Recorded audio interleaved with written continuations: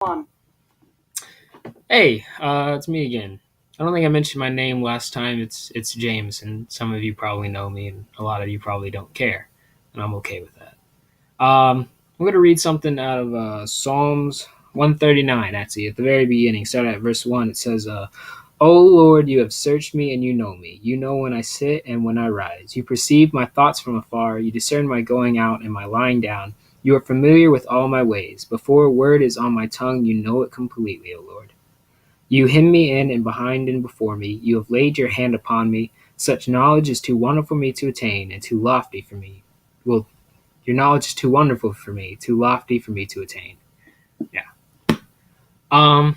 So God knows you, and that's a pretty cool thing. In fact, it's incredible that of all the, I don't know, is it 7 billion people on the planet, God knows you, and He knows you by name. The Bible actually says that.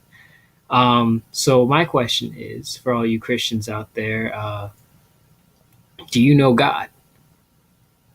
And I know we're all like, yeah, I go to church, and I know God and everything. He's in my heart. That's all well and good. I'm not exactly talking about that. How well do you have a relationship with God? Do you pray often? Do you talk to Him? Because these are pretty important things. God knows you, and shouldn't you want to kind of return the favor? Shouldn't you want to know God, know His will for your life? These are so I believe they're very important questions because they're questions I had to ask myself um, very recently, actually, where I had to look deep down and ask, "Do I know you, God? Do I really know you?" And I had to. I decided I wasn't really there. That I hadn't quite reached the point where I knew I really knew God. So I've been doing a lot more studying and stuff, and I'm trying to figure out the nature of God, who He is, what He does, and I might talk about that in a couple other videos. But right now, I just want to have the discussion about this very thing, and more than just more of a not really a discussion, but a challenge for you guys to get to know God as well. That's what I want to do. Um, because there was this other guy who was pretty important in the Bible. I don't know if you knew him. His name was Moses. I'm looking at my Bible right here, and he said in Exodus, let me see, 33 13 wait 12 a little bit down. um, Moses was praying to God, and he said, "You have said, I know you by name, and you have found favor with me. If you are pleased with me, teach me your way so that I may know you and continue to find favor with you."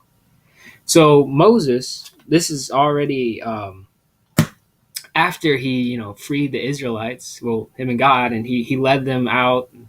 He already did all that, and he's got the 10 Commandments, and he's done all this, and he's still, even then, um, and this guy who spent a lot of time with God, he would go up on top of the mountain and he'd talk, you know, kind of, I don't want to say face to face, but he was right there with him.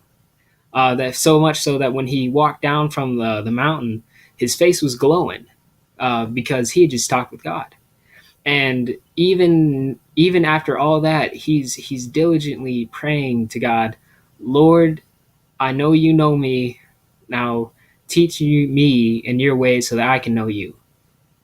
So that just shows me that it's a constant thing. I don't think you can ever know enough.